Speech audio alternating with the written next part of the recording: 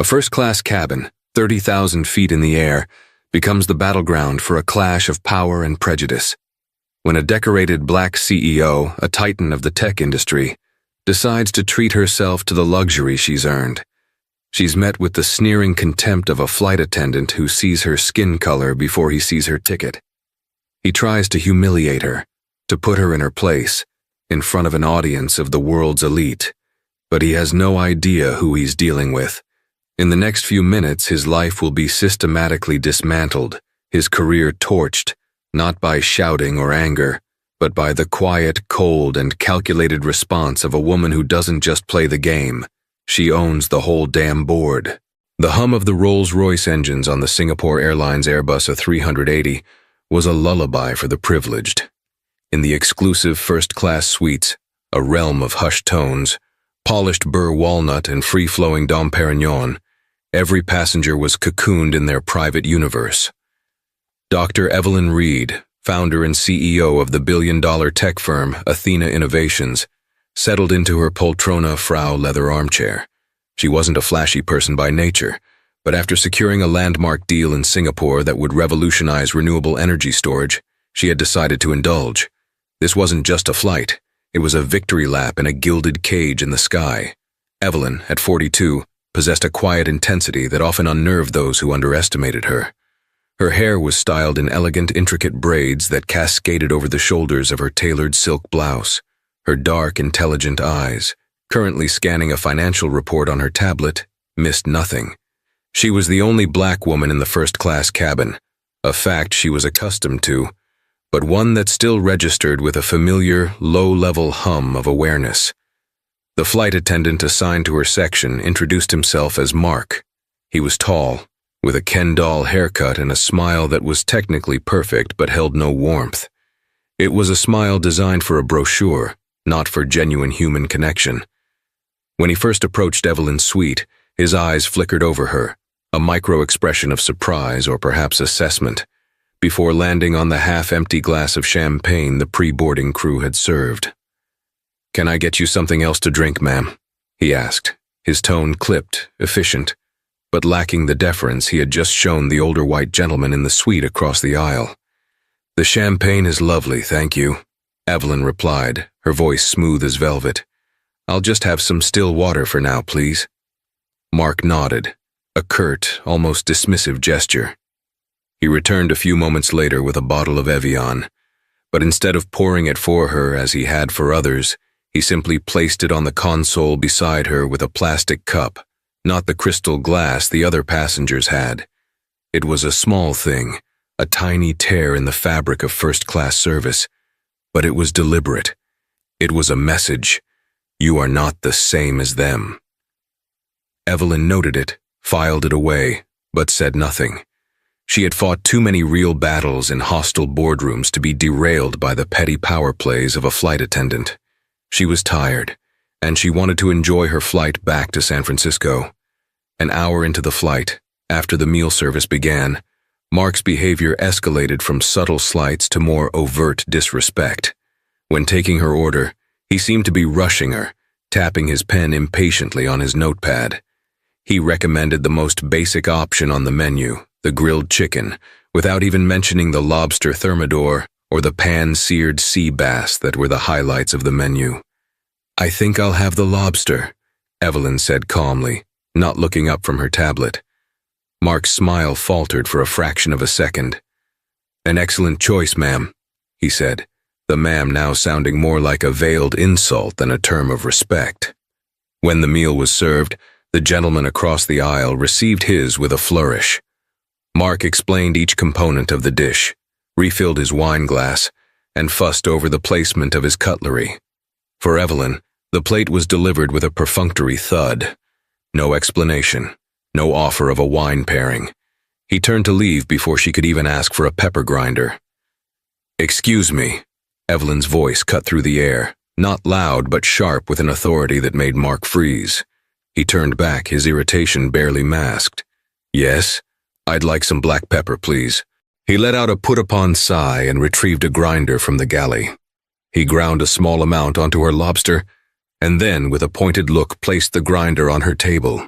as if she were expected to serve herself from then on. Evelyn watched him go, a slow burn of anger finally beginning to smolder beneath her calm exterior. This wasn't about the pepper. It wasn't about the water glass. It was about entitlement. It was about a man who had decided, based on a single glance, that she was an outsider, an interloper in his rarefied world. He saw her not as a paying customer, a CEO, or even just a person, but as a box to be ticked, a task to be completed with minimum effort.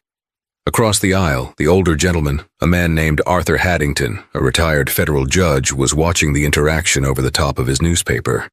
He had been a silent observer of Mark's differential treatment, and his brow was furrowed with disapproval. He caught Evelyn's eye and gave her a small, almost imperceptible nod of solidarity. It was a small comfort, but a comfort nonetheless. Evelyn took a deep breath. She had a choice. She could let it go, chalk it up to one man's bigotry, and not let it ruin her flight. Or she could address it. For years, she had coached her mentees, young women of color in the tech world, to pick their battles. Was this a battle worth fighting? She thought of the young girls who looked up to her, the ones who saw her on the cover of Forbes and dreamed of their own success. What would she tell them? To shrink themselves? To accept disrespect in the name of keeping the peace? No. The decision settled in her with a quiet resolve. This was not just about her. It was about every person of color who had ever been made to feel small, who had been questioned, doubted, or dismissed. The first-class cabin of Singapore Airlines Flight SQ-32 was about to become a classroom, and Mark, the arrogant flight attendant, was about to receive a lesson he would never forget. The lesson would be swift, it would be brutal, and it would be delivered with the cold, precise efficiency of a corporate execution. His career, flying high at 30,000 feet, was about to plummet to the ground and shatter into a million irreparable pieces. And it would all happen before the plane even began its descent. The turning point came 2 hours later, as the cabin lights were dimmed for passengers to rest. Evelyn, unable to relax, had been working on a presentation, the glow of her laptop a stark contrast to the darkened suites around her. She had requested a cup of green tea from another flight attendant, a pleasant young woman named Chloe, who had served it with a warm smile and a bow. The difference in their service was night and day. Mark, however, seemed to have taken Chloe's courteousness to Evelyn as a personal affront. He was patrolling the aisle, his posture rigid, his eyes scanning for any infraction. He seemed to be looking for trouble, and he had decided Evelyn was its source. He stopped at her suite, his shadow falling over her screen. "Ma'am, the cabin lights are dimmed for a reason. The light from your screen is disturbing the other passengers."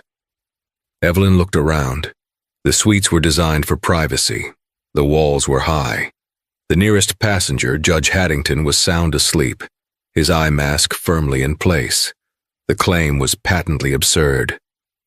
"I don't believe my screen is visible from any other suite," she replied, her tone even, "and I have work to finish." "Airline policy states that all passengers should minimize disturbances during the rest period," Mark retorted, his voice rising in volume. He was no longer just being dismissive, he was being confrontational. "I'm going to have to ask you to turn it off." This was the moment. The line had been crossed. "And I am telling you that I am a paying customer in a private suite, and I will continue to work," Evelyn said, her voice dropping to a low, dangerous octave. She didn't raise it. She didn't have to. The steel in her tone was unmistakable. Mark's face flushed a blotchy red. He was being challenged, and his arrogance couldn't handle it. He saw a black woman talking back to him, and his prejudice, simmering for hours, now boiled over. "Frankly, ma'am," he said, his voice dripping with condescension and now loud enough to stir the previously sleeping Judge Haddington, "I'm surprised you're even in this cabin to begin with. People in these suites don't usually cause such problems." The implication was as clear as it was ugly. "People like you don't belong here." A collective gasp seemed to be sucked out of the cabin's atmosphere. A few other passengers, awakened by the commotion, peered out of their suites. Judge Haddington was now wide awake, his expression one of cold fury. Evelyn slowly closed her laptop. The soft click echoed in the tense silence. She stood up, her 5'9" frame seeming to tower over Mark. She was no longer just a passenger.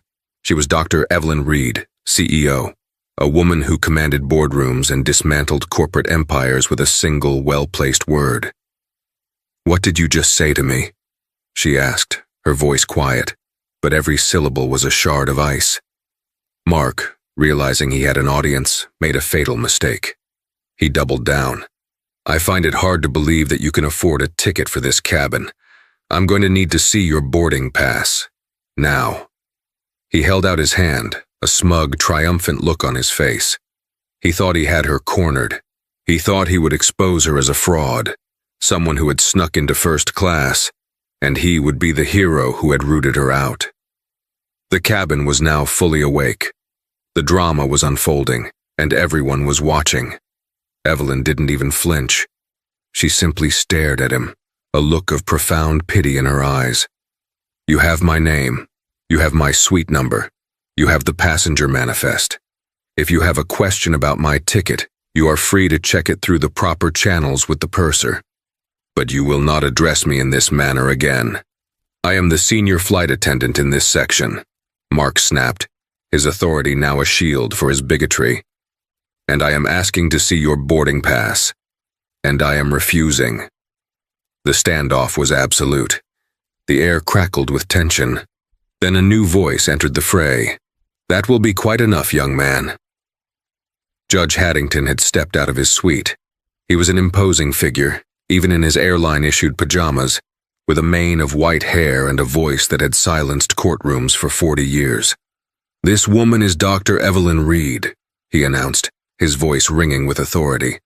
"I've had the pleasure of hearing her speak at the World Economic Forum in Davos. She is one of the most respected minds in the technology sector, and you are harassing her. I am a witness to this entire exchange, and I can assure you, your behavior has been nothing short of disgraceful." Mark's face went white. The name, the mention of Davos, the judge's powerful condemnation. It was like a series of rapid-fire punches. He stammered, trying to find his footing, but the ground had crumbled beneath him. I was just following procedure," he managed to choke out. But the excuse sounded flimsy even to his own ears. "No," Evelyn said, her voice cutting through his pathetic defense. "You were not following procedure. You were indulging your own prejudice. You made a judgment about me the moment I stepped on this plane, and you have spent the last 3 hours trying to validate it. You have failed." She then turned her gaze away from the now trembling Mark and addressed the other passengers who were looking on. "I apologize for the disturbance," she said, her composure absolute. "I assure you I will be taking this matter up with the airline. This kind of behavior is unacceptable anywhere, but it is especially egregious in a place of business, which is what this cabin is for many of us." She then looked past Mark, her eyes locking with Chloe, the junior flight attendant who was hovering nervously in the background. "Chloe, would you be so kind as to ask the in-flight supervisor, the purser, to come to my suite immediately? Tell them it is a matter of utmost urgency." Chloe, her eyes wide with a mixture of fear and admiration, nodded quickly and scurried away. Mark stood frozen, the color drained from his face. The hunter had become the hunted. The cabin, his small kingdom, had become his tribunal, and he knew, with a sickening certainty, that his queen had just been checkmated by a woman he had dismissed as a pawn. The trial was over. The sentencing was about to begin. The purser, a formidable woman named Mrs. Devi, arrived within a minute. She was in her 50s, with a stern but fair face, and she wore her uniform like a suit of armor. She had been with Singapore Airlines for 30 years, and she had seen everything. Her eyes took in the scene in an instant, the pale, trembling Mark, the imperious Dr. Reed, and the furious Judge Haddington standing as a silent witness. "Dr. Reed," Mrs. Devi said, her voice a calm professional balm on the tense atmosphere, "I was informed you had a matter of urgency." "I do," Evelyn replied, her gaze still fixed on Mark, who seemed to shrink under her stare. "This flight attendant, Mark, has subjected me to a campaign of disrespectful and discriminatory behavior since I boarded this flight. It culminated just now in him publicly questioning my right to be in this cabin and demanding to see my boarding pass, based on what I can only assume is racial prejudice. Mrs. Devy's expression hardened. She turned to Mark. "Is this true?" "It was a misunderstanding," Mark stammered, sweat beading on his brow. "The passenger was being disruptive." "That is a lie," Judge Haddington boomed, stepping forward. "I witnessed the entire exchange. Dr. Reed was working quietly on her computer. Your flight attendant was the aggressor. He was rude, unprofessional, and his accusations were a clear case of racial profiling. I will be filing a formal complaint myself, and I will be happy to testify to that effect in any proceedings that may follow." Mrs. Devy's eyes narrowed on Mark. The testimony of a retired federal judge was not something to be taken lightly. She knew the airline's reputation was on the line. Singapore Airlines prided itself on its impeccable service. This was not just a complaint, it was a crisis. "Mark," she said, her voice now dangerously low, "go to the galley and wait for me." "But now," she commanded, with an authority that allowed no argument. Mark, his face a mask of disbelief and terror, finally broke. He gave Evelyn one last look, a mixture of hatred and fear, and then turned and practically fled down the aisle. Mrs. Devy then turned back to Evelyn, her professionalism fully restored. "Dr. Reed, on behalf of Singapore Airlines, I offer you my most sincere and profound apologies. There is no excuse for the behavior you have endured. It is in direct violation of our code of conduct and our core values of respect and dignity for all our passengers." She then addressed the other passengers. "Ladies and gentlemen, I apologize for this disruption to your flight. Please be assured that we are handling this situation with the seriousness it deserves." She then lowered her voice and spoke to Evelyn directly. "Dr. Reed, with your permission, I would like to move you to our premier suite, Suite 1A. It is more private, and I will personally attend to your needs for the remainder of the flight. I also need to inform the captain of this incident. He will want to speak with you personally to offer his apologies as well." Evelyn nodded. "Thank you, Mrs. Devy. I appreciate your prompt attention to this matter." As Chloe helped Evelyn gather her things to move to the more spacious suite at the very front of the plane, Mrs. Devy made her way to the galley.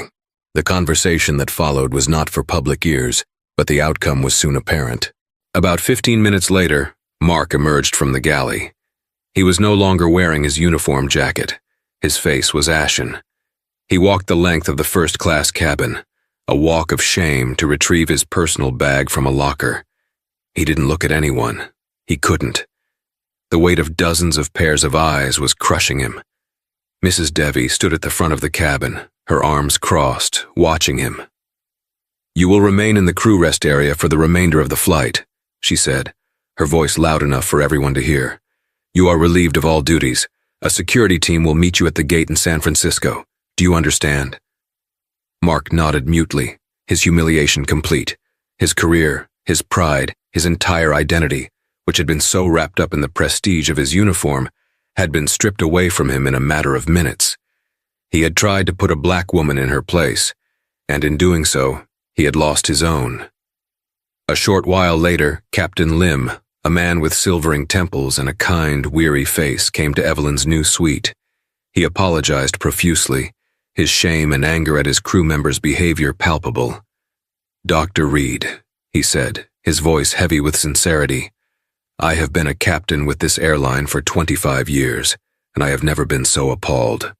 What you experienced is a stain on our reputation, and I promise you, it will be dealt with at the highest levels. We have a zero-tolerance policy for this kind of behavior. Mark's employment with Singapore Airlines is, for all intents and purposes, over." Evelyn accepted his apology with grace. "Captain," she said, "I appreciate that. But what I am more interested in is what you and your airline will do to ensure this never happens to anyone else. This isn't just about one bad apple. It's about the tree." The captain met her gaze. "You are absolutely right," he said. This will not be swept under the rug, I assure you. As the plane continued its journey across the Pacific, the atmosphere in the first-class cabin had shifted. A quiet sense of justice had settled over the passengers. Evelyn, now in the most exclusive seat on the plane, finally opened her laptop again. But she wasn't working on her presentation. She was drafting an email. The recipient was the CEO of Singapore Airlines, a man she had met at a charity gala a few years prior. The subject line was simple: an incident on SQ-32. The email was not angry, it was not vengeful. It was precise, it was factual, and it was powerful. It detailed the events of the flight, not as a victim's complaint, but as a CEO's case study in corporate failure. It outlined the potential brand damage, the legal liability, and most importantly, the moral failing. And then, it proposed a solution, a partnership, a way for Athena Innovations to help Singapore Airlines build a more robust, more effective, and more meaningful diversity and inclusion training program. She was turning a moment of personal humiliation into an opportunity for systemic change. That was her power. Not just to win the battle, but to rewrite the rules of the war. As she pressed send, the first rays of dawn were breaking over the horizon, painting the sky in hues of orange and pink. It was a new day, and for Singapore Airlines and the disgraced Mark, it was the beginning of a reckoning. The moment flight SQ-32 touched down at San Francisco International Airport, the fallout began. As promised, 2 members of the airline's ground security team were waiting at the gate. They boarded the plane before any passengers disembarked and escorted a pale and disheveled Mark off the aircraft. He didn't have his uniform on, just a crumpled shirt and trousers. His face was a mixture of fear and dawning comprehension of the gravity of his situation. His swagger was gone, replaced by the shuffling gait of a defeated man. For Evelyn, the arrival was a different experience altogether. The airline's station manager for North America was waiting for her on the jet bridge, a bouquet of orchids in his hands and an expression of deep contrition on his face.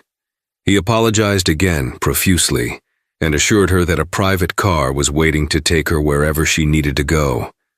"My CEO, Mr. Go, received your email," the manager said, his voice hushed and respectful. "He is utterly appalled and sends his deepest apologies. He will be calling you personally within the hour." Evelyn simply nodded, her expression unreadable. She had no interest in performative gestures. She was interested in results. The story, however, was already taking on a life of its own. Judge Haddington, true to his word, had used the in-flight Wi-Fi to send a scathing email to his extensive network of legal and corporate contacts, detailing the disgraceful and racist incident he had witnessed. One of those contacts was a journalist for the Wall Street Journal. By the time Evelyn was in her car heading towards her penthouse apartment overlooking the Golden Gate Bridge, the story was already a whisper on the wind of social media. By midday, it was a storm. #FlyerShame and #Singapore Airlines fail were trending on Twitter. The initial story had been picked up by major news outlets. The airline's pristine reputation for service was taking a battering. Their stock price wobbled. The CEO of Singapore Airlines, Goh Chun Fong, did indeed call. His tone was one of abject apology and deep concern. "Dr. Reed," he began, "I cannot express how sorry I am for what you endured on our flight. It is a complete betrayal of everything we stand for. The flight attendant has been suspended without pay, and a full internal investigation is underway. I can assure you, his employment with us is terminated." "Mr. Goh," Evelyn replied, her voice calm and measured, "I appreciate your call. But as I said in my email, firing one man is not a solution. It's a bandage on a wound that needs surgery. Your company has a systemic problem if a flight attendant feels so empowered to act on his prejudices in such a blatant manner." There was a pause on the other end of the line. "What do you propose?" Goh asked, his voice now tinged with a new level of respect. He was no longer just talking to a wronged passenger. He was talking to a fellow CEO.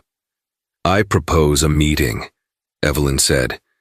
"You, me, and your executive board. And I want to bring my chief diversity officer with me. My company, Attendant Innovations, is a leader in creating inclusive corporate cultures. We have developed proprietary training programs that use AI and data analytics to identify and eliminate unconscious bias. I am offering you a chance to not just fix this problem, but to become the industry leader in solving it. It was a brilliant move, a power play of the highest order. She wasn't asking for compensation. She wasn't threatening to sue. She was offering him a lifeline, a way to turn a PR disaster into a story of redemption and progress. But it was a lifeline that came at a price. He had to admit his company had a problem, and he had to let her be the one to fix it. Go, a shrewd businessman, recognized the genius of the offer. He could spend months, even years, fighting a lawsuit, dealing with negative press and trying to repair the damage. Or he could partner with one of the most respected black CEOs in the world and emerge as a hero of corporate responsibility. The choice was obvious. "I accept," he said without hesitation. "We will make it happen, whatever you need." Meanwhile, Mark's life was imploding. His suspension was now a termination. He was a pariah. His name, though not officially released by the airline, had been leaked by an angry colleague who felt he had tarnished their reputation. His face was plastered across social media. He was the villain in a story that had gone global. He was fired from his part-time job as a waiter in a high-end restaurant when his boss saw the news. His landlord started eviction proceedings, citing a clause in his lease about bringing the property into disrepute. Friends who had once admired his glamorous lifestyle now avoided his calls. He tried to issue an apology through a lawyer, a statement full of excuses about stress and a long flight. But it was too little, too late. No one was listening. He had built his identity on a fragile foundation of arrogance and perceived superiority. Now, that foundation had been shattered, and he was in free fall, with no safety net to catch him. A week later, Evelyn Reed, flanked by her executive team, walked into the Singapore Airlines headquarters in Singapore. She was not there as a victim. She was there as a consultant, a partner, a leader. She was there to rebuild, to educate, and to change. The meeting was a landmark event. Evelyn's team presented a comprehensive plan, a top-to-bottom overhaul of the airline's diversity and inclusion policies. It involved new hiring practices, mentorship programs, and a sophisticated new training module developed by Attendant Innovations called the Empathy Matrix. The board was captivated. They saw not just a solution to their immediate problem, but a vision for the future, a way to build a stronger, more resilient, and more respected company. The deal was signed. It was a multi-million-dollar contract for Attendant Innovations, but for Evelyn it was worth so much more. It was a victory not just for her, but for everyone who had ever been made to feel less than. She had taken the ugliest form of prejudice and transformed it into a force for positive change. She hadn't just gotten karma for Mark.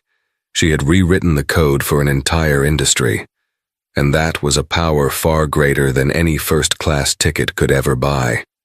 In the weeks that followed, Evelyn threw herself into the Singapore Airlines project with the same intensity she applied to all her ventures.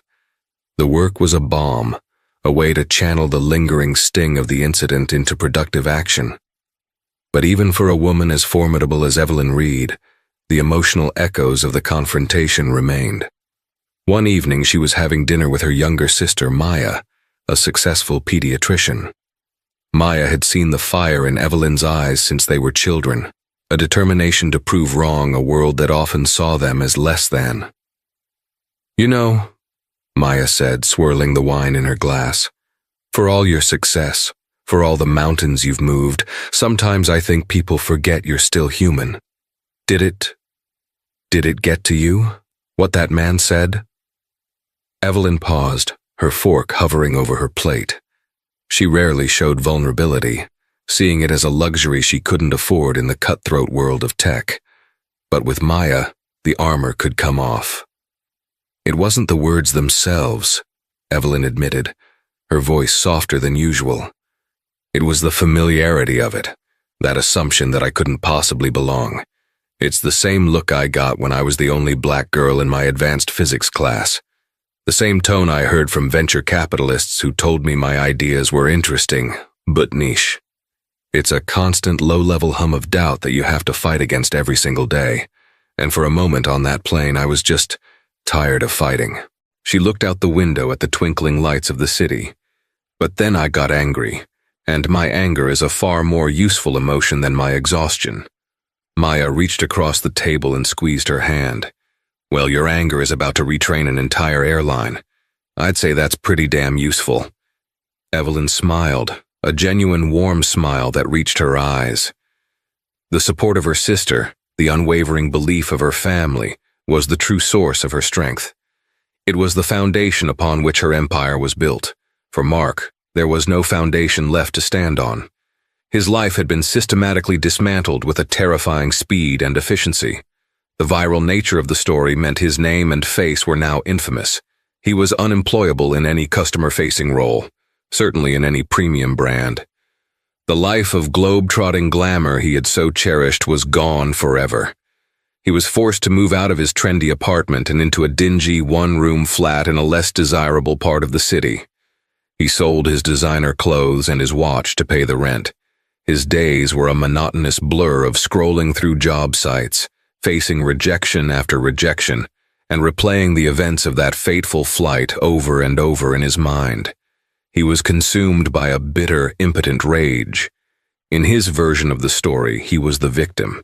He had been set up, targeted by a powerful woman who had used her influence to destroy him. He refused to see his own prejudice, his own arrogance, as the root cause of his downfall.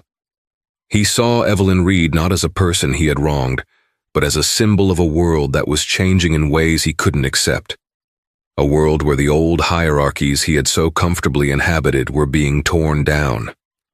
One day, desperate for money, he took a job as a cleaner. It was a night shift at a large, anonymous office building. It was humbling, soul-crushing work.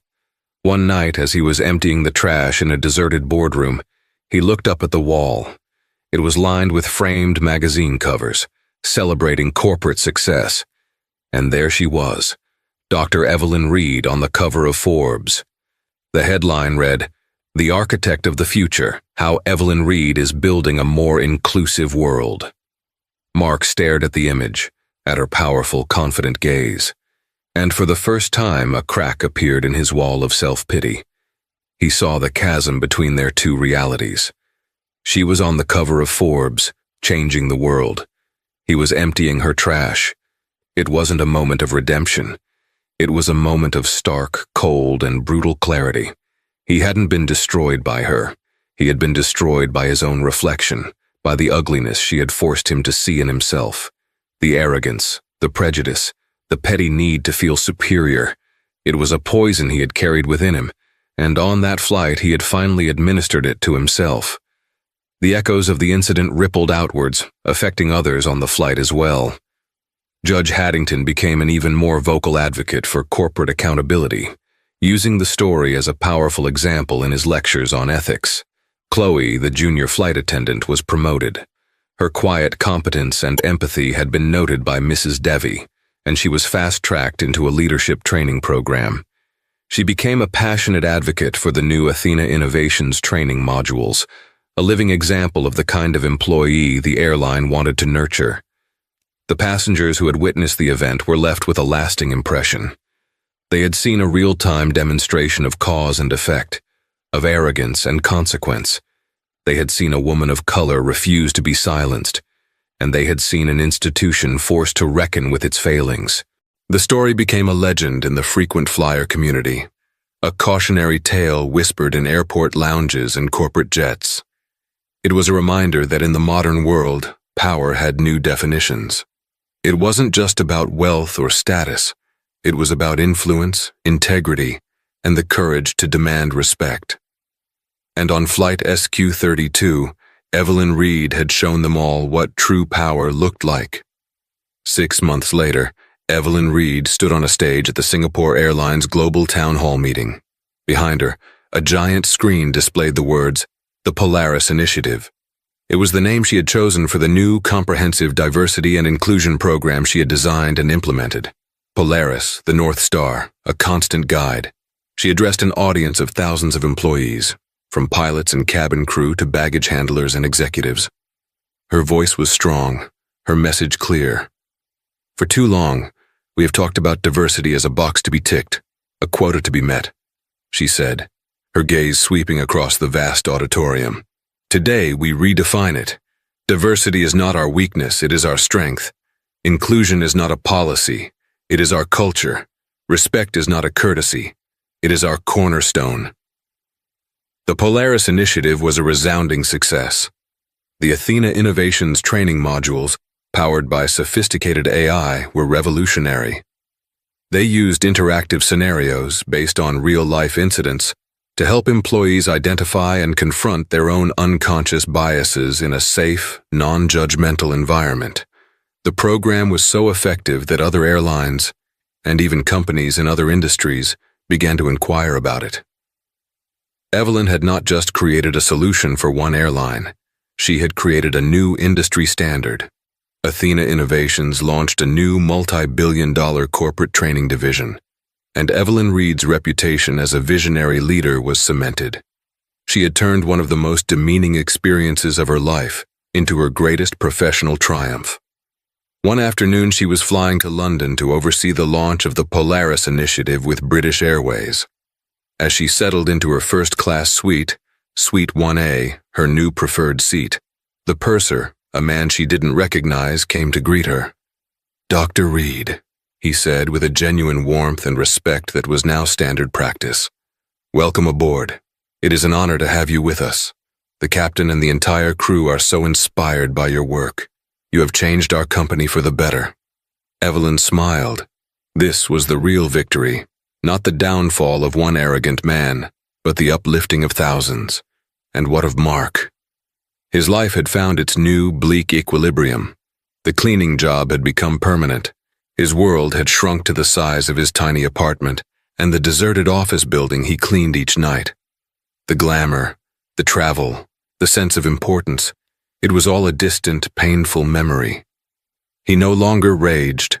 He no longer blamed. He was a ghost, haunting the periphery of a world he had once felt he owned.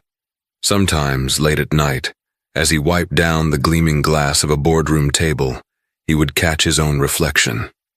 He saw a tired, defeated man, his face etched with the bitterness of his own making.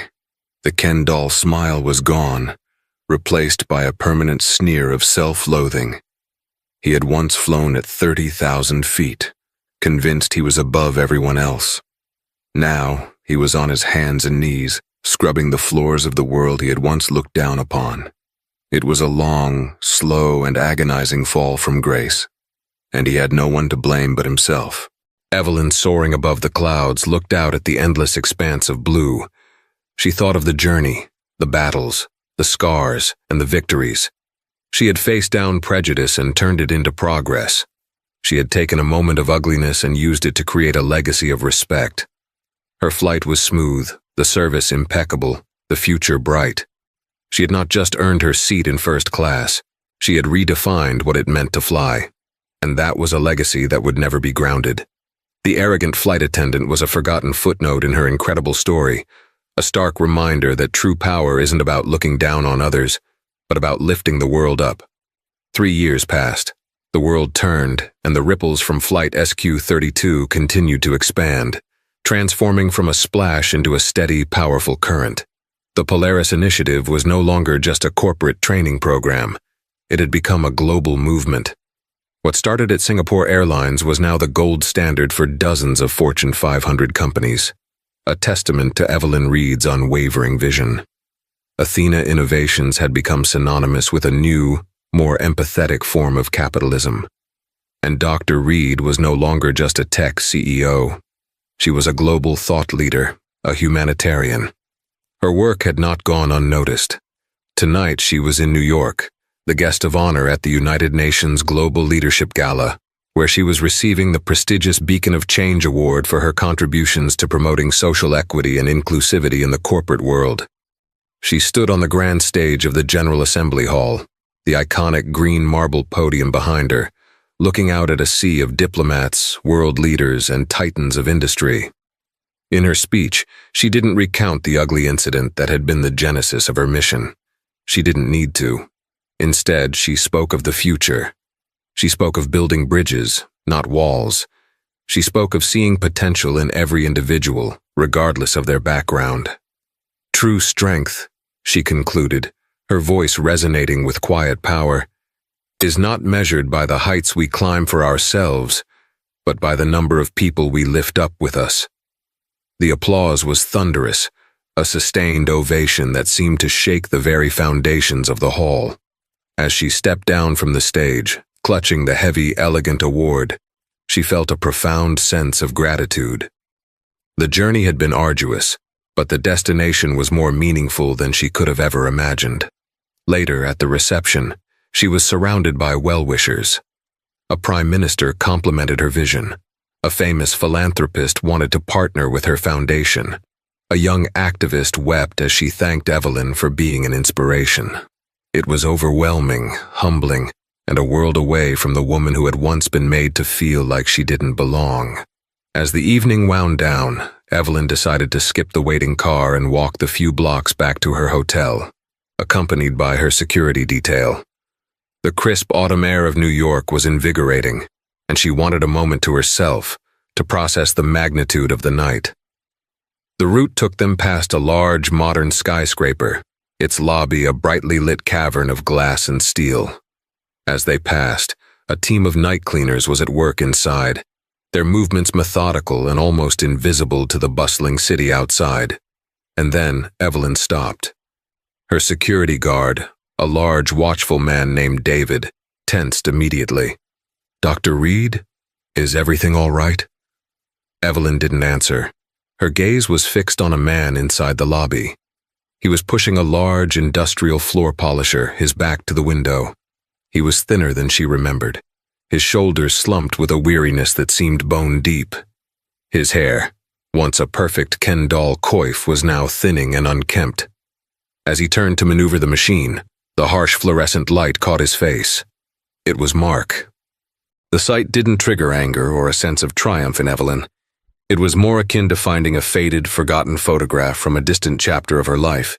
He was a ghost, a relic of a past she had long since transcended. For Mark, life had been a relentless series of descending steps. After the office cleaning job, he'd been fired for drinking on the job. He'd worked as a dishwasher, a stockroom clerk, and now a night cleaner for a third-party contractor. The jobs were anonymous, transient. He had become one of the invisible people he had once looked upon with such disdain. The rage had long ago burned itself out, leaving behind only the cold, gray ash of regret. He had finally understood his mistake, not just as a tactical error, but as a profound moral failing. He had let a moment of petty prejudice poison his entire life. He followed Evelyn's career from a distance, through articles he'd read on library computers. He saw her ascent with a strange, hollow mix of awe and self-loathing. She was a titan, and he was the insect she had flicked off her shoulder. As if sensing her gaze, Mark looked up from his work.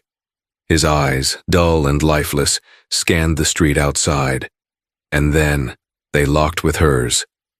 For a single, breathless moment, the world seemed to freeze.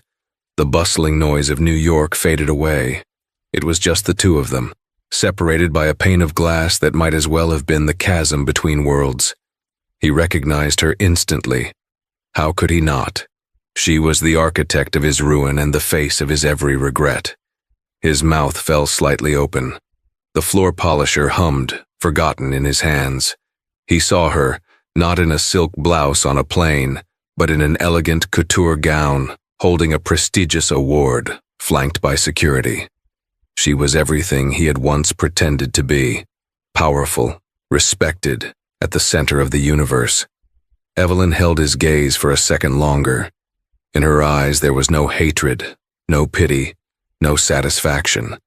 There was only a calm, detached recognition. It was a look that said, "I see you, and you are nothing to me." Then she gave a slight, almost imperceptible nod to her security guard, and she turned and walked away, her footsteps echoing on the pavement as she disappeared into the New York night. That look, that utter indifference was the final, most devastating blow. Mark's career had been over in minutes. His life had unraveled over months. But in that single, silent moment, his very existence felt like it had been erased.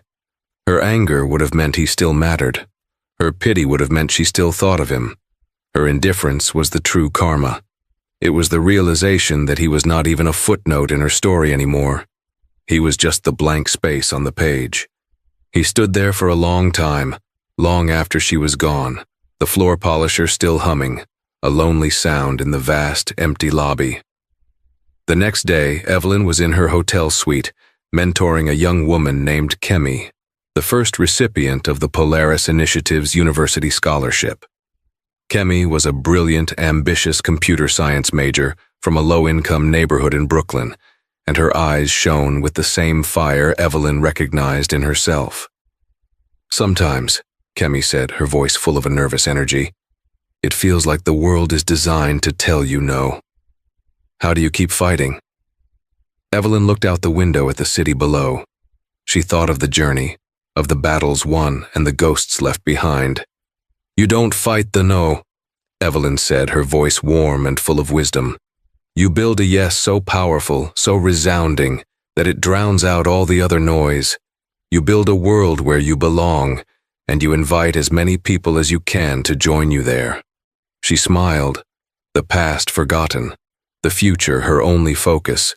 Her legacy was not in the fall of one broken man, but in the rise of the next generation of leaders, like Kemi, who would carry the torch forward. The final echo of that flight was not the sound of a career ending, but the sound of 1,000 new beginnings. The story of Evelyn Reed and the arrogant flight attendant is a powerful reminder that in our interconnected world, there is no hiding place for prejudice. The consequences of underestimating someone can be swift, life-altering, and absolute. Evelyn didn't just get justice. She manufactured it, using her brilliance not for revenge, but for revolution, transforming a moment of personal disrespect into a catalyst for industry-wide change. She proved that the most powerful response to bigotry isn't to stoop to its level, but to rise so high that it can no longer reach you. What did you think of Mark's hard karma? Let us know in the comments below. If this story resonated with you, please give this video a thumbs up, share it with someone who needs to hear it, and make sure you subscribe and hit that notification bell so you don't miss our next tale of dramatic justice. A hush falls over the VIP lounge, the kind of quiet that's heavy with unspoken words. Two young women, identical twins, are asked to give up their first-class seats for a woman who believes her comfort is more important than their tickets. But this is no ordinary flight, and these are no ordinary passengers. In the next few minutes, a single phone call won't just change their travel plans. It will unleash a storm of consequences that will dismantle careers and expose a rot that runs deeper than anyone imagines. What happens when entitlement meets its match? Stick around, because this story of karma is just taking off. The hum of the Majestic Airlines VIP lounge at Hartsfield-Jackson Atlanta International Airport was a symphony of discreet privilege. The clinking of ice in glasses, the soft murmur of conversations about stock options and summer homes in the Hamptons, the whisper of expensive fabrics as people moved through the serene space. It was a world away from the controlled chaos of the main terminals. Seated in a pair of plush cream-colored armchairs near the expansive floor-to-ceiling windows were Maya and Nia Sterling.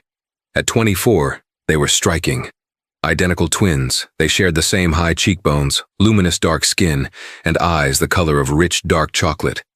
Their long, intricate braids were adorned with subtle gold cuffs that caught the light. Today they were dressed in casually luxurious travel attire, matching cashmere joggers and sweaters in a soft camel color, paired with pristine white sneakers that probably cost more than most people's monthly rent. They weren't just beautiful, they were brilliant. Both had graduated summa cum laude from Spelman College and had recently launched their own successful fintech startup, Kismet, an innovative app designed to promote financial literacy within underserved communities. This trip to London was a celebration, and a business opportunity rolled into one. They were the keynote speakers at the Global Innovators Summit, a massive honor that would place their company on the international stage. Their journey had been meticulously planned. First-class tickets on Majestic Airlines, a carrier known for its unparalleled luxury and service. They had used the miles accumulated on their corporate cards, a satisfying testament to their hard work. The VIP lounge was just the first taste of the premium experience they had earned. Maya glanced at her watch, a sleek, minimalist design that was a gift from their parents upon their graduation. "Boarding should start in about 20 minutes, she said, her voice a smooth, calm melody that was a perfect match for her sister's slightly higher, more energetic tone. Nia was scrolling through the final draft of their presentation on her tablet, her brow furrowed in concentration. "I just want to go over the conda section one more time. I have a feeling that question about blockchain integration is going to come up." "You've got this, Nye," Maya reassured her, reaching over to squeeze her sister's hand. "We've got this." It was in this bubble of calm and focused anticipation that the first discordant note was struck. A woman, probably in her late 50s, with a helmet of perfectly coiffed blonde hair and a face that seemed permanently pinched in a look of mild disapproval, approached them. She was followed by a harried-looking gate agent, a young man named Tom, whose name tag was slightly askew. The blonde woman, who we'll call Caroline, was dripping in designer logos. Her handbag was a classic and ostentatious Louis Vuitton. Her scarf was Burberry, her shoes were Gucci, and her scent was a cloying floral that seemed to invade their personal space before she even spoke. "Excuse me," Caroline said, her voice carrying the sharp, imperious tone of someone long accustomed to getting her way. She wasn't addressing the twins directly, but rather speaking at them, her gaze fixed somewhere just above their heads. Maya and Nia looked up, their expressions neutral but questioning. The gate agent, Tom, cleared his throat nervously. "Ma'am," he began, addressing Caroline, "as I explained, the flight is fully booked. There are no other seats available in first class." Caroline waved a dismissive hand, a jangle of gold bracelets accompanying the gesture. "That's ridiculous. I'm a Platinum Elite member. I've been for 10 years. There are always seats." Her eyes finally landed on Maya and Nia, and a flicker of something, a calculated assessment passed through them. "What about these two?" Tom's face paled slightly. He looked at the twins, then back at Caroline, a man caught in a deeply uncomfortable position. "These passengers are confirmed in their seats, ma'am. They are in 1A and 1B. Well, they can move," Caroline stated, not as a question, but as a fact. "My husband is in 1C. We always travel together. I had to book late due to a family matter, and your incompetent booking system separated us. These girls can take my seat in business class. I'm sure they won't mind." The sheer, unadulterated entitlement of the statement hung in the air. The assumption was thick and suffocating, that the twins' presence in first class was somehow less valid, less earned, and therefore easily negotiable. The phrase, "these girls," was laced with a condescension that was impossible to miss.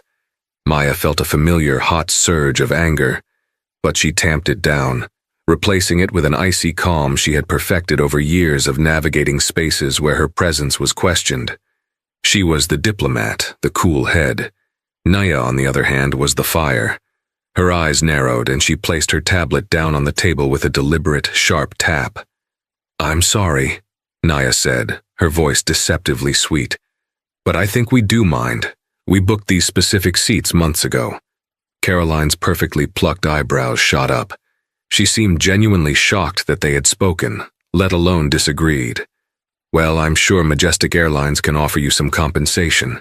Some travel vouchers, perhaps? It's really no trouble." "It's a great deal of trouble, actually," Maya cut in, her tone as smooth as silk but with an underlying thread of steel. "We have work to do on the flight, and we specifically chose these seats for the space and privacy. We have no intention of moving." A tense silence descended. A few other passengers in the lounge were now watching the exchange with undisguised interest. Tom, the gate agent, looked like he wanted the floor to swallow him whole. He was out of his depth, a pawn in a game he didn't know the rules to. Caroline, however, was not one to be deterred. She turned her full attention to Tom, her voice dropping to a conspiratorial, yet somehow still booming whisper. "Look, I don't want to make a scene, but this is a matter of customer loyalty. I spend hundreds of thousands of dollars with this airline. Are you really going to prioritize them over me?" She gestured vaguely toward the twins, as if they were pieces of furniture. The them was a clear line in the sand. It was an us versus them moment, and the unspoken criteria for each group were glaringly obvious. Tom, desperate to placate the Platinum Elite member, made a fatal error in judgment. He turned to Maya and Nia, his expression pleading. "Ladies, I understand your position, I really do. But Mrs. Harrington," he gestured to Caroline, "is one of our most valued customers. We would be incredibly grateful if you would consider her offer. We can provide you with a $500 travel voucher each for your inconvenience." The offer was insulting. It wasn't about the money, it was about the principle. They were being asked to shrink themselves, to make themselves smaller to accommodate someone else's privilege. Nia let out a short, sharp laugh that was devoid of any humor. $500? To give up the seats we paid for, to be moved to a lower class, all to appease this woman's sense of entitlement? You must be joking. "There's no need to be rude, young lady," Caroline sniffed, clutching her Vuitton bag as if it were a shield. Before the situation could escalate further, a second airline employee arrived. This was a woman in her 40s, her uniform crisp, her demeanor radiating a sense of authority that Tom sorely lacked. Her name tag read, Susan Fisher, Lounge Supervisor. "Is there a problem here?" Susan asked, her sharp eyes taking in the scene, the flustered gate agent, the indignant Caroline, and the two composed but clearly resolute young women. Caroline immediately launched into her tale of woe, embellishing it with details of her husband's supposed anxiety about flying alone and her own delicate constitution, which required her to be seated at the very front of the plane. She painted a picture of a loyal customer being grievously mistreated. Susan listened patiently, her expression unreadable. When Caroline had finished, she didn't immediately turn to the twins. Instead, she addressed her junior colleague. "Tom, what does the system say?" It says seats 1A and 1B are confirmed for Miss Maya Sterling and Miss Nia Sterling," he stammered, "and Mrs. Harrington is confirmed in 9D business class." "I see," Susan said. She then turned to Caroline, her voice polite but firm. "Mrs. Harrington, I'm sorry for the mix-up with your booking, but we cannot forcibly move ticketed passengers from their assigned seats. These ladies are in their correct seats, and that is final." For a moment, it seemed like this would be the end of it. But Caroline was a woman who saw rules as mere suggestions, obstacles to be bulldozed. A venomous look crossed her face. She leaned in towards Susan, her voice a low hiss. "I know how this works," she seethed, her voice now dripping with malice. "You have your diversity quotas to meet. I'm sure it looks wonderful to have them sitting at the front, a real photo opportunity for your corporate brochures. But I am the one who actually keeps you in business. You would do well to remember that."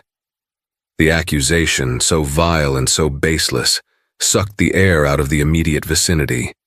It was a direct, ugly assault, not just on the twins, but on Susan's professional integrity. Maya and Nia stared at Caroline, stunned into silence for a brief second by the sheer audacity of the woman's racism. The casual, throwaway manner in which she had belittled their success, their very presence, was breathtaking. Susan Fisher's face, which had been a mask of professional neutrality, hardened into something resembling granite. Her voice, when she spoke, was several degrees colder. "Mrs. Harrington, I'm going to have to ask you to lower your voice. Your comments are inappropriate and offensive." "Offensive?" Caroline scoffed, now playing the victim. "I'm the one who's being offended. I'm being discriminated against because I'm not a diversity hire." This was it. The line had been crossed, stomped on, and set on fire. Nia, who had been clenching her fists in her lap, slowly relaxed them. She picked up her phone from the table. Her movements were calm and deliberate. "You know what?" she said, her voice dangerously quiet. You're right. You are a valued customer, and as such I think you should take your complaints to the very top. Maya watched her twin, a slow smile spreading across her own face. She knew exactly what was coming. Caroline looked momentarily confused. That's exactly what I intend to do. I will be filing a formal complaint against all of you. No need to wait, Nia said, tapping a number into her phone. She put it on speaker for the entire, now silent lounge to hear. The phone rang once, twice, and then a deep, familiar voice answered. A voice that commanded attention even through the small speaker. Nia, sweetheart, everything okay? You're not supposed to be calling me right now. You're supposed to be sipping champagne, getting ready to conquer London. The twins' father. Caroline rolled her eyes, a smirk playing on her lips. Oh, what's this? Calling your daddy to complain? How adorable. Susan, the lounge supervisor, looked uneasy. She had defended the twins on principle, but bringing family into a customer service dispute was highly unorthodox. Nia ignored them both, her eyes locked on Caroline's smug face. Hi, Dad. Sorry to bother you. We're having a small issue here at the airport, in the Majestic Airlines VIP lounge. Majestic? Their father's voice sharpened with interest. What's the problem? Well, Nia began, her voice dripping with mock innocence. Maya and I were just asked to give up our first-class seats, seats 1A and 1B. A woman here, a Mrs. Harrington, insists she's more important and that we should move to business class. There was a pause on the other end of the line. Then a low chuckle. Is that so? And what reason did she give? Oh, the usual, Nia said, her gaze unwavering. That we were probably just a diversity initiative, that her money is what keeps the airline in business. The lounge supervisor, a Miss Fisher, tried to help, but Mrs. Harrington is persistent.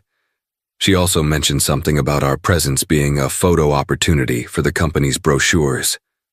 The silence on the other end of the phone was now heavy, profound.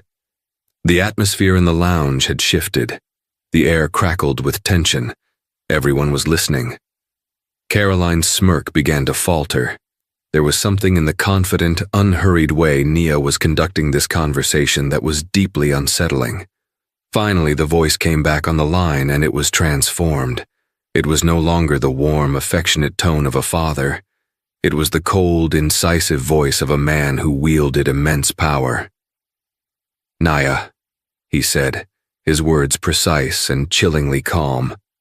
Put your phone on the table. Let me speak to the supervisor, Miss Fisher. Nia did as she was told. Susan Fisher, her face a mask of confusion and apprehension, leaned forward. This is Susan Fisher. Miss Fisher, the voice said, my name is Robert Sterling. I'm the Executive Vice President and Head of Global Strategy for the Sterling Cheneau conglomerate, and as of 3 months ago, my company acquired a 51% controlling stake in Majestic Airlines. A collective gasp went through the lounge. It was a soft, sibilant sound, like the air being released from 100 balloons at once. Tom, the gate agent, looked as if he might faint. His face had gone from pale to a ghostly white. Caroline Harrington's jaw literally dropped. The color drained from her face, leaving her perfectly applied makeup looking like a garish mask on a statue. Her Louis Vuitton bag slipped from her grasp and landed on the plush carpet with a soft, muffled thud. The voice on the phone continued, each word a hammer blow. I personally oversaw the acquisition. I am, for all intents and purposes, your boss's boss's boss. Now, I have 2 daughters, 2 brilliant, hard-working young women who I believe you have just met, whom I am sending to London to represent another of our companies. I am looking at their booking right now on my screen. Paid for in full, confirmed months ago.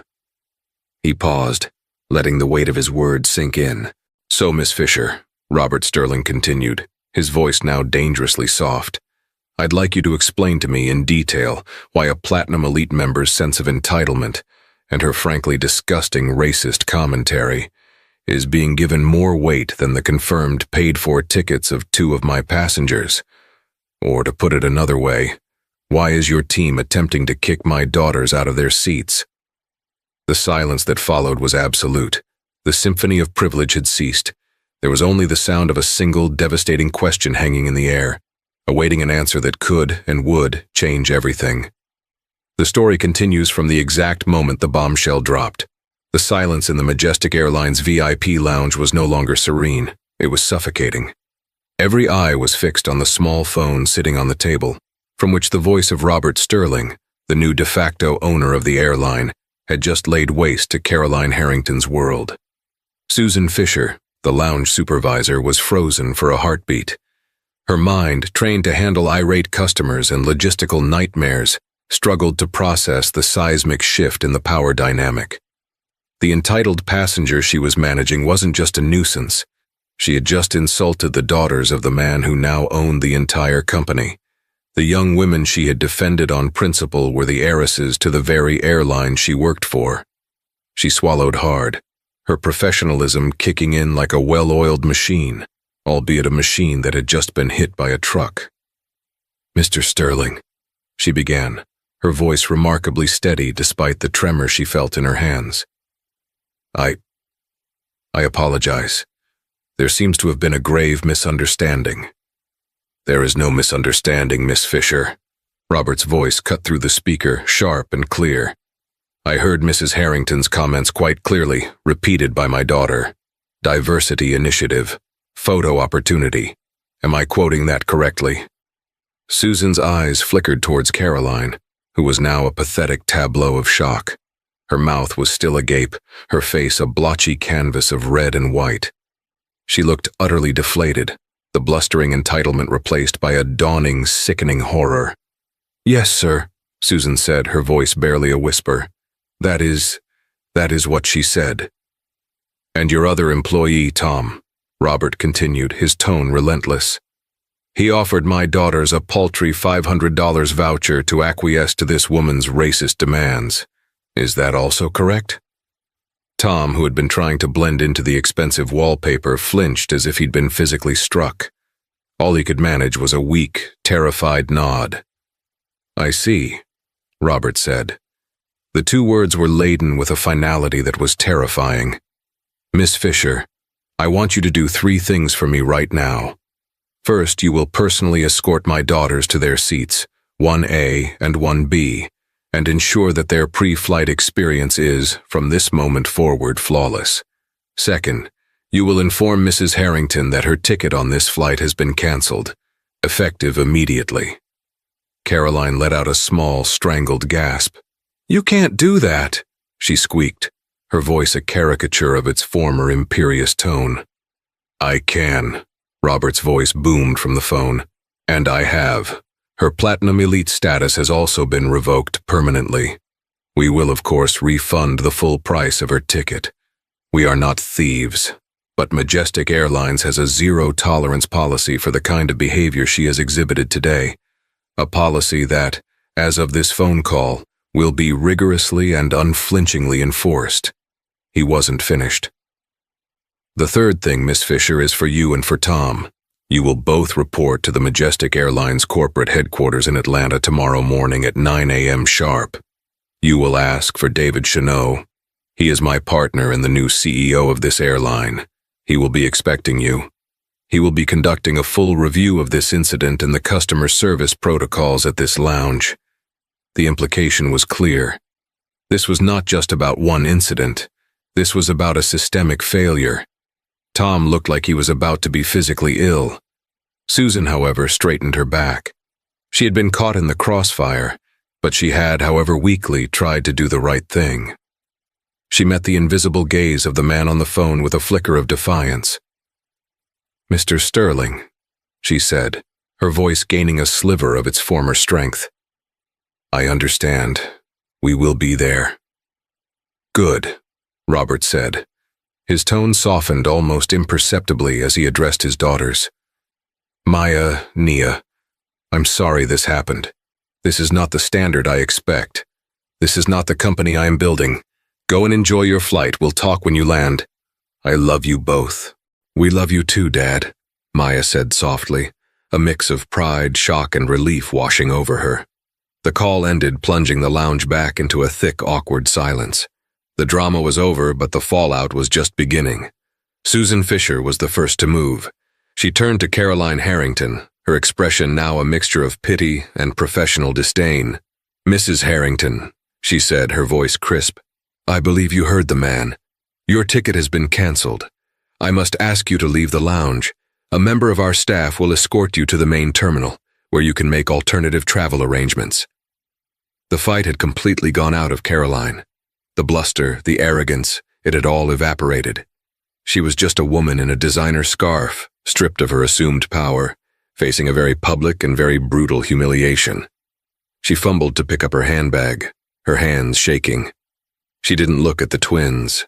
She couldn't. The weight of their calm, observant gazes was too much to bear. As a junior staff member gently but firmly guided a dazed Caroline out of the lounge, the other passengers, who had been shamelessly eavesdropping, quickly averted their eyes and went back to their drinks and their phones, pretending they hadn't just witnessed a corporate execution. Susan then turned to Maya and Nia, her face etched with a deep professional regret. Miss Sterling," she said, addressing them with a newfound, profound respect. "I am so deeply sorry for what you just experienced. It was unprofessional, unacceptable, and I take full responsibility for the failure of my team." "It wasn't your fault, Miss Fisher," Maya said kindly. "You tried to de-escalate the situation." "But I didn't do enough," Susan countered, her eyes filled with a genuine remorse. "I should have shut it down immediately. I was too concerned with placating a valued customer and not concerned enough with protecting two other equally valued customers from harassment." Naya, who had been silent throughout the latter part of the exchange, nodded slowly. "The problem is that the system is built to reward the loudest, most demanding voices. The Caroline Harringtons of the world are used to getting their way because they scream until they do." "That is a system that is about to change," Susan said, a new resolve in her voice. "I can assure you of that." She then personally escorted the twins from the lounge and down the jet bridge, bypassing the rest of the boarding passengers with a quiet, "Please excuse us."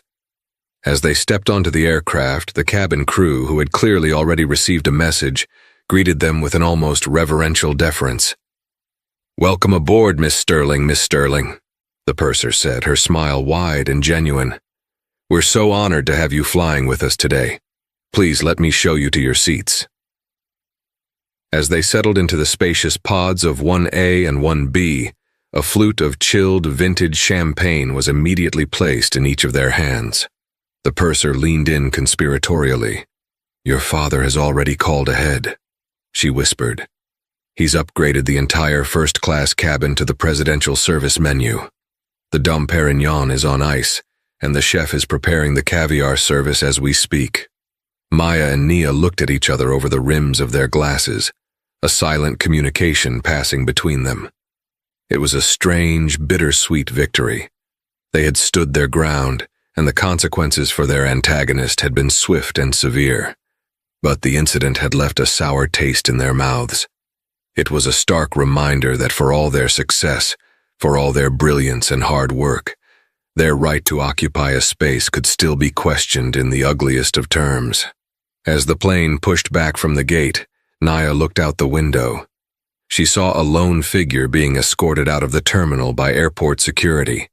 It was Caroline Harrington, her posture slumped, her designer outfit looking cheap and out of place in the harsh fluorescent lighting of the public concourse. It was a pathetic sight, but Nia felt no pity, only a grim satisfaction. Karma, she thought, was sometimes a direct flight. But the story didn't end there. The ripples from that phone call were just beginning to spread. The next morning, in a sleek glass-walled office on the top floor of a skyscraper in downtown Atlanta, Susan Fisher and a visibly trembling Tom sat across a massive mahogany desk from David Cheneau. Cheneau was the other half of the Sterling-Cheneau conglomerate. Where Robert Sterling was the visionary, the grand strategist, David Cheneau was the operator, the man who made the trains run on time, or in this case, the planes. He was a sharp, impeccably dressed man in his late 60s, with a reputation for being ruthless in his pursuit of efficiency and excellence. He had a tablet in front of him, which was playing the security footage from the VIP lounge. There was no audio, but the visuals were damning enough. They watched in silence as the entire drama unfolded. Caroline's aggressive approach, Tom's flustered appeasement, Susan's initial intervention, and finally, the twins' calm, devastating phone call. When the video ended, Chanot leaned back in his chair, his fingers steepled under his chin. He looked at the two employees before him. "I've read the preliminary report," he said, his voice quiet but carrying an immense weight. "I've spoken to Robert, and I've reviewed the customer service records for this lounge for the past 6 months. He slid a thick binder across the desk. "This isn't the first time something like this has happened, is it, Miss Fisher? Not the racism, perhaps, but the pattern. Elite members throwing their weight around, junior staff being intimidated, other passengers being inconvenienced to placate the whims of your most valued customers." Susan's face was pale. She knew it was true. The culture of appeasement had been ingrained long before she became supervisor. It was part of the airline's DNA, a holdover from the previous ownership. "No, sir," she admitted. "It's not." "And you, Tom," Chanot said, turning his piercing gaze on the young man. "Your record shows 2 similar incidents where you bumped confirmed passengers to accommodate last-minute requests from high-status members. You were following what you thought was unwritten policy, correct? Keep the big spenders happy at all costs." Tom could only nod, his face a picture of misery. "Yes, sir. I thought that's what I was supposed to do." "What you were supposed to do," Chanot said, his voice rising with a controlled anger, "was follow the rules. Treat every passenger with respect. A ticket is a contract. It is not a suggestion. The notion that a person's net worth or their loyalty status gives them the right to harass other passengers is obscene, and it ends today."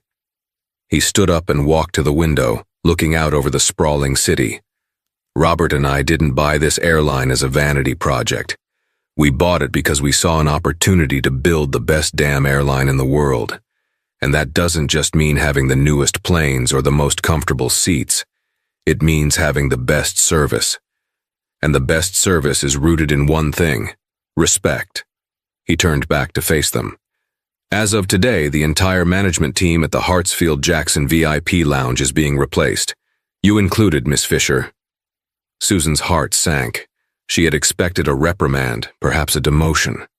But termination. "However," Chanot continued, "you are not being fired from the company. Your actions yesterday, while not perfect, showed a glimmer of integrity. You stood up to Mrs. Harrington before you knew who the Sterling twins were. That shows character, and I can work with character." He looked at her intently. "I'm reassigning you. You're going to be in charge of rewriting the customer service training manual for our entire global network of VIP lounges. You're going to build a new curriculum from the ground up, a curriculum based on the principle of equitable treatment for all passengers. You will use the recording of yesterday's incident, with the audio, as the primary case study in your training modules. You're going to turn this disgusting event into a lesson that every single Majestic employee will learn from." Susan was stunned. It was a second chance, a bigger, more impactful role than the one she had lost. It was a chance to be part of the solution, not just a victim of the problem. "Thank you, sir," she said, her voice thick with emotion. "I won't let you down." Chanot nodded. Then his gaze fell upon Tom. The young man braced himself for the inevitable. "Tom," Chanot said, his voice softening slightly, "you're young, you're ambitious, and you made a mistake. You followed a toxic culture instead of your own moral compass. You are being let go from Majestic Airlines." Tom's shoulders slumped in defeat. "But," Chanot added, "I'm a believer in teachable moments. I'm going to make a call to a friend of mine who runs a logistics company, a trucking company. They need dispatchers. It's a tough job, long hours, a lot of stress, but you'll learn about what it means to respect schedules, to treat every single delivery with the same level of importance. You'll learn that a contract is a contract. After a year, if you've proven yourself, you can reapply for a position at this airline, in the cargo division, and you'll work your way back up the right way." It wasn't mercy. Not really.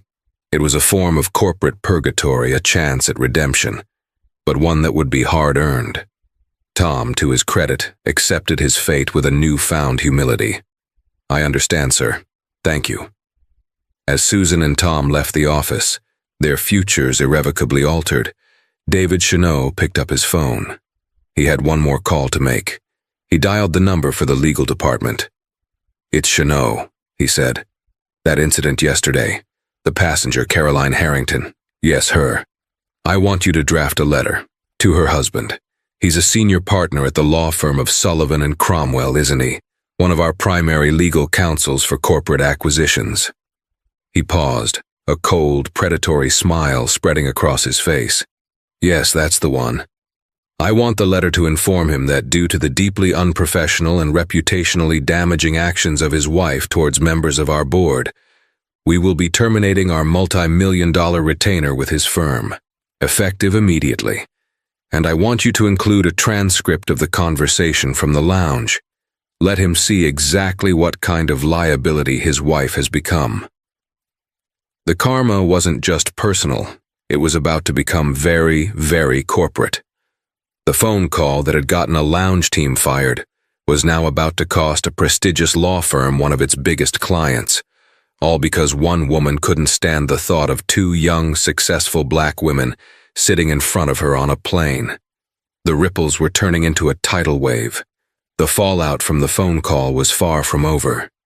As Maya and Nia Sterling soared across the Atlantic, basking in the glow of vindication and sipping vintage champagne, the shockwaves were just reaching the shores of Caroline Harrington's meticulously curated life.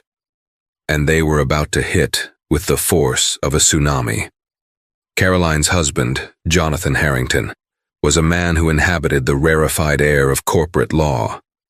A senior partner at Sullivan and Cromwell, one of the most powerful and prestigious law firms in the world, he was a titan in the field of mergers and acquisitions. His world was one of billion-dollar deals, of navigating the treacherous waters of corporate takeovers, and of maintaining an unblemished reputation for discretion and ruthless efficiency. He was in a high-stakes negotiation for a major tech merger when his personal secretary, a prim and proper woman named Eleanor, interrupted him, something she had been explicitly instructed never to do. "I'm sorry, Mr. Harrington," she whispered, her face pale, "but it's a Priority 1 courier from the Sterling Cheneau conglomerate. The instructions were to deliver it to you personally and immediately." Jonathan's blood ran cold. Sterling Cheneau. They were one of the firm's biggest clients. He had personally handled their recent acquisition of Majestic Airlines, a deal worth billions. An urgent, hand-delivered message could only mean one of two things: a massive new deal or a catastrophic problem. Excusing himself from the negotiation, he retreated to his sprawling corner office with its panoramic views of the Manhattan skyline. He took the thick, elegant envelope from Eleanor and slid it open with a silver letter opener. Inside were two documents. The first was a formal letter, printed on heavy, watermarked stationery. The second was a multi-page transcript. He read the letter first. It was from David Cheneau, the CEO of Majestic Airlines, and a man Jonathan knew well and respected deeply. The letter was short, brutal, and to the point. It detailed an unfortunate and deeply troubling incident that had occurred at the Atlanta airport involving his wife Caroline. It spoke of defamatory, racist, and utterly unacceptable behavior directed at senior members of our executive family. The letter concluded with a single devastating paragraph. "Given the egregious nature of this incident and the direct reputational risk it poses to our brand and our leadership, we find that we can no longer, in good conscience, maintain a professional relationship with a firm whose senior partnership includes an individual so closely associated with such behavior. Therefore, effective immediately, the Sterling Cheneau conglomerate and all of its subsidiary holdings, including Majestic Airlines, are terminating their retainer and all active case files with Sullivan and Cromwell. We wish you the best in your future endeavors." Jonathan Harrington felt the world tilt on its axis. He sank into his leather chair, the letter trembling in his hand. Their retainer with Sterling Cheneau was worth over $15 million a year. It was one of his flagship accounts, a cornerstone of his reputation within the firm. To lose it was a disaster. To lose it like this, it was unthinkable. Then, with a sense of dread, he picked up the transcript. It was a word-for-word account of the conversation in the VIP lounge. He read with a growing sense of nausea. He saw his wife's entitled demands, her snide remarks, her casual, venomous racism. He read the calm, professional responses of Susan Fisher and the cool, cutting replies of the Sterling twins. He saw the name of their father, Robert Sterling, and the pieces clicked into place with a horrifying, sickening finality. His wife hadn't just insulted two random passengers. She had picked a fight with the daughters of the man who had just become one of the most powerful figures in global business, a man Jonathan had spent months courting and advising. She hadn't just been rude, she had taken a wrecking ball to his career. The phone on his desk buzzed. It was the managing partner of the firm, a man whose wrath was legendary. Jonathan answered it, his hand still shaking. "My office. Now," was all the man said before hanging up. The walk from his office to the managing partners felt like the final mile of a condemned man. The news had clearly already ripped through the firm's upper echelons. When he entered, the entire executive committee was there, their faces grim and unforgiving. The letter from Cheneau was on the conference table, a damning indictment at the center of the room. There was no negotiation. There was no discussion. It was a swift, brutal amputation. "We've seen the letter, Jonathan," the managing partner said, his voice devoid of any warmth. "We've seen the transcript. You know our policy on actions that bring the firm into disrepute." Jonathan did. It was Clause 12B of their partnership agreement. It was a catch-all for behavior that could damage the firm's reputation or its client relationships. He had invoked it himself against a junior partner who had been caught in an insider trading scandal a few years back. He never, in his wildest nightmares, thought it would be used against him. "You have two options," the managing partner continued. "You can resign effective immediately, with a severely reduced severance package and a non-disclosure agreement so tight it will suffocate you. Or we can convene a full partnership vote to have you forcibly removed, and your transgressions will become a matter of public record within the legal community. Your choice." It wasn't a choice, it was an execution. Jonathan Harrington, a man who had stood at the pinnacle of the legal world, was finished.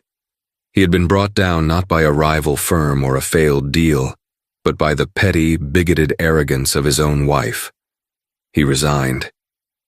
When he arrived home that evening to their palatial estate in Greenwich, Connecticut, he found Caroline in the drawing room, nursing a large glass of Chardonnay.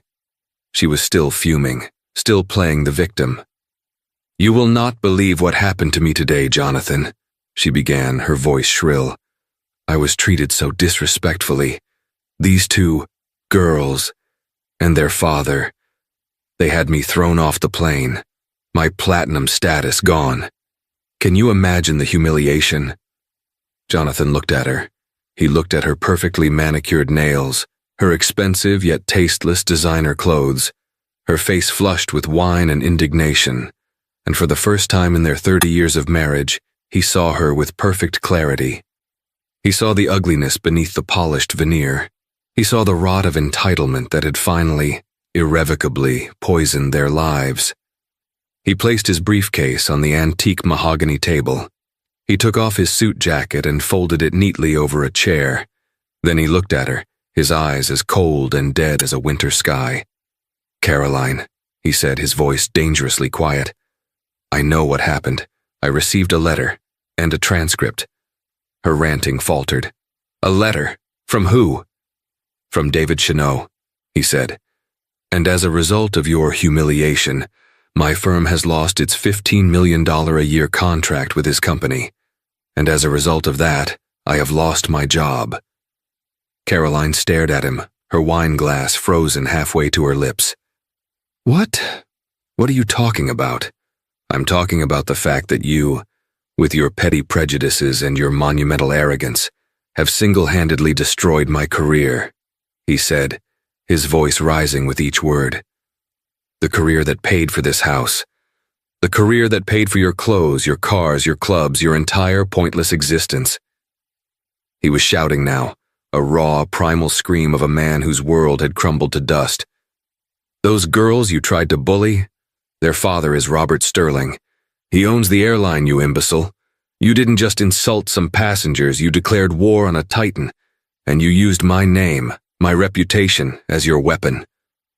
He walked over to the bar and poured himself a stiff scotch, his hands trembling with rage.